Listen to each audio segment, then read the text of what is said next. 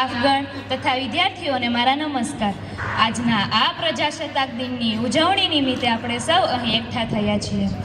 હું તમને આજના સમયમાં સમાજમાં પ્રસરતા વ્યસનના દૂષણ વિશે કહેવા માંગુ છું.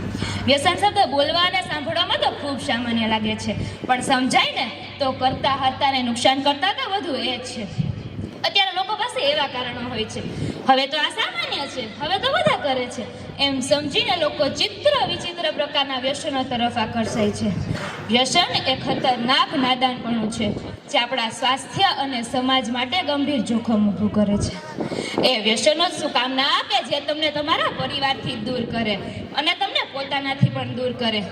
મા બાપના પ્રેમનો નશો, ભણતરનો નશો, અરે તમારા કામનો નશો રાખો ને કે જેથી આલ્કોહોલિક નશાની જરૂર જ ના પડે. અહીં બધા સાયન્સના વિદ્યાર્થીઓ બેઠા છે. ખાસ કરીને ધોરણ 12ના વિદ્યાર્થીઓને તો ખબર જ હશે કે આલ્કોહોલિક દ્રવ્યોની આપણા શરીર પર શું અસર થાય છે. જો કરવું હોય પતન તો કરો વ્યસન. તમાકાના પેકેટ પરનો ફોટો જોઈએ છતાં પણ ખાઈએ તો આપણાથી મોટું મૂર્ખ કોણ? હા, થોડું કડવું છે પણ ગુલાબજાંબુની જેમ ગળે ઉતારી જાય ને તો જીવન જરૂર મીઠું લાગશે. જ્યારે છોકરાઓ હાયર સેકન્ડરીમાં ભણતા હોય ત્યારે સાહેબ શિલામણ આપતા હોય, એમાંય આપણા દેત્રોજાસરનું વાક્ય, તમારી સ્વતંત્રતા સ્વચ્છંદતામાં ન ફેરવાઈ જાય તેનું ધ્યાન રાખજો. ત્યારે તો ભાઈ એમ કહેતા હોય, હું થોડો વ્યસન કરું, પણ જ્યારે કોલેજમાં આવે ત્યારે એ જ ભાઈ વ્યસનની લતે ચડી જાય છે. કારણ તો કે ખરાબ મિત્રોની સંગતતા.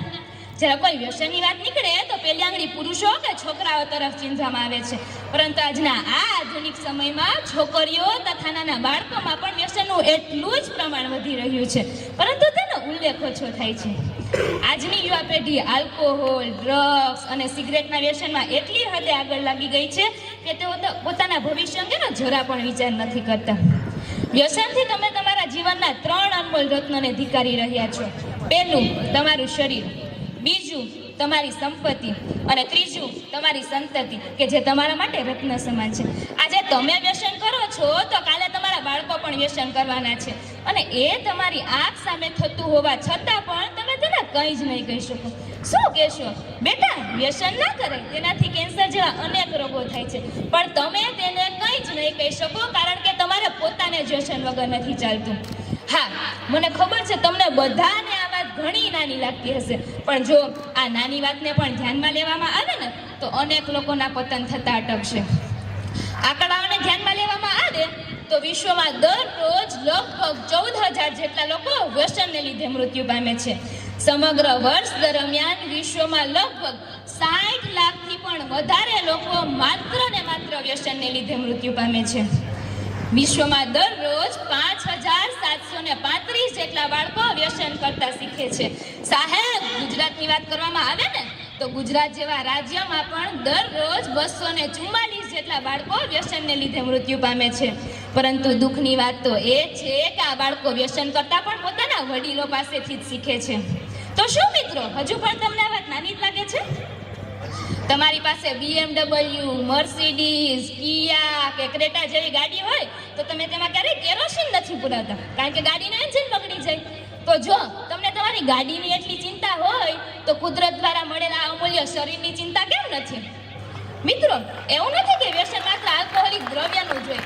વ્યસન તો ટીવી જોવાનું, મોબાઈલ જોવાનું, સ્ત્રીઓમાં પંચાત અને વિદ્યાર્થીઓમાં ન ભણવાનું પણ હોઈ શકે ને.